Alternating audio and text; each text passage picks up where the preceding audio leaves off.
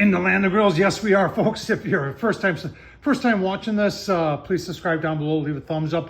Don't forget the super thanks if you want to help fund all this madness here in the land of grills. But today we're doing a one-year review of the Weber Q2800N, and it has a plus there too. Yeah, there's another burner on the Weber Q series. Now, you read the title, and there's a game changer going on with this grill, and that's from Weber, and that's this new Weber table. They're calling it the expandable table. I'll leave the link down below to the review I did on that. We're going to talk about 1 year. We're going to talk about what I like about this grill. I'm going to tell you what works, what doesn't work, and we're going to take a look at the prices, how they changed since I bought this 1 year ago. Let's get started. Right, let's take a look at it on Amazon. Gives you all the dimensions here if you want to look at it. I call it portable. The Q series is pretty much portable. 51 pounds. And the temp range is like 225 to 250. I'm take that back to 700. And we're gonna do a puck test and see how it does. Let's see what I paid for it a year ago here. Now I paid for I paid $400 a year ago, and here we are today, still at $400. So nice job by Weber keeping the price the same over 1 year. So why does the new Weber table make this a game changer? Well, folks, here's the and you're looking at it right here. Here's the tables that come with this, and I was a big critic from this from the very beginning. I said, I love the grill, but why Weber did you do this plastic flimsy thing for the side tables?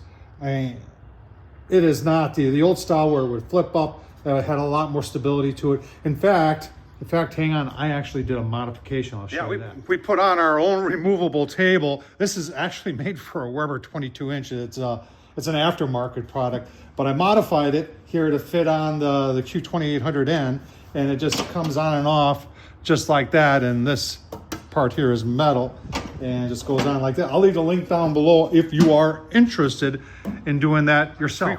Frequently asked question is, how much headspace is there to the top of the lid from the grill grate? And the answer to that is right there in the center, right here. It's 7 inches from here to the bottom side of that.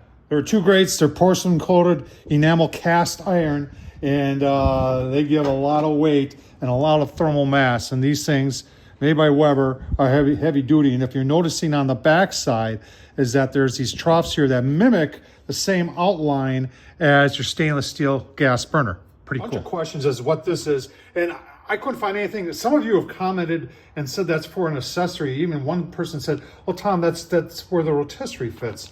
I can't find any signs of any rotisserie or any attachment that would fit in there. It's kind of interesting. When you have an aluminum bathtub, and that's what this is, aluminum and aluminum, you know it's going to last a long time. Cleanup, though, because this burner is not removable, is a little bit of a challenge. So I like to keep ahead of the game and not let it get overly too bad. Otherwise, well, you could have a grease fire, or it's going to just take a whole heck of a lot longer to clean up. This part right here is, with some effort, one-handed, is removable. That is also, I believe, aluminum. Yeah, that is aluminum. And that just protects and puts a shield there. And I do have one of those rubber liners in there. And even running it on high, I've not had any issues with that potentially. I was going to say you're going to watch me struggle. There we go. Got her in there. Now, what's nice about it is you got this, what's different and nice is that you got this third burner right here that you have a separate control of. So if you really want to get it hot to get that good sear on steak or burgers or something like that, that's going to do it. Folks have asked how accurate the lid temp is. Well, it's at the highest point, so it's always going to read a little bit higher, not as accurate. It's a good indication as to where you are. Are you low, are you medium, or are you hot? The igniter after 1 year is held up just fine. That is battery operated. The handles are plastic, and it's not that, like I said, 50 pounds. If the 50 pounds, 51 pounds bothers you a little bit, you can remove the cast iron grates and reduce that weight about half. If you want to take the lid off in order like to wash it or something like that, there are these two pins with two cotter pins, which would make it very easy to remove. One of the things I really liked about this grill is it comes with this hose and clips right in there. And then you've got your regulator right there. And even with the new expandable grill table, that'll still reach your 20-pounder. Some have asked, can you use one of these? It's not set up for this. This grill is set up to use a a 20-pounder. Can you get an adapter for this? I honestly haven't looked, but this uses enough gas where you'd go through one of these pretty quick. All right, the griddle. Do I have the griddle? No, I never got the griddle for this, but they do make a griddle that fits this, and I'm sure it works just fine. Let's, I'm gonna fire it up. I already did. I got it on low. I got my Oklahoma Joe pucks in there, and we're just gonna see. Let's spread this out a little bit better.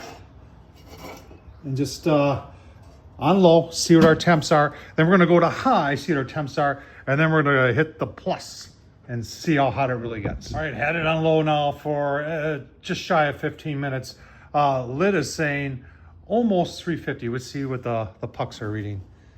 Pucks are reading, show you, over here, 275, over here, 250, over here, 300, and in the front right here, about 250.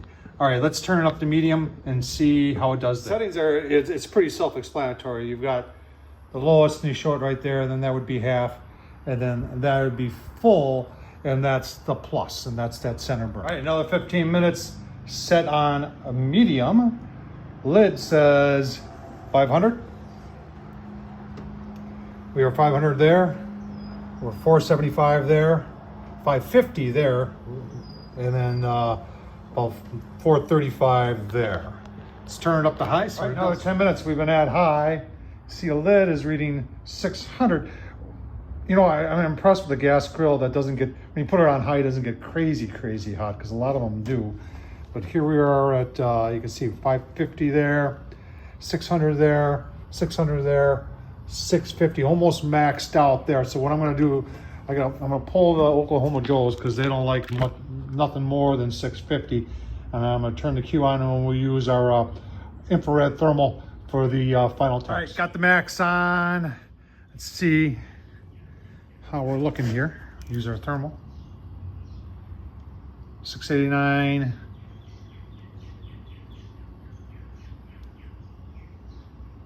Right on the edge of 700. This is good searing temp right there. Like I said, it's one of the things that always scares me sometimes about gas grills is that they're usually cool or they're really hot. There's a lot of in between with this grill from Weber, the Weber Q2800N. Give you my final thoughts. All right, final thoughts after 1 year with the Weber 2800N. I have used it a lot. Tom Horsman YouTube, if you want to see the videos. The new Weber table, the extension table. I think that's a difference maker right here. I was never happy with those shelves. I had a lot of people tell me the same thing.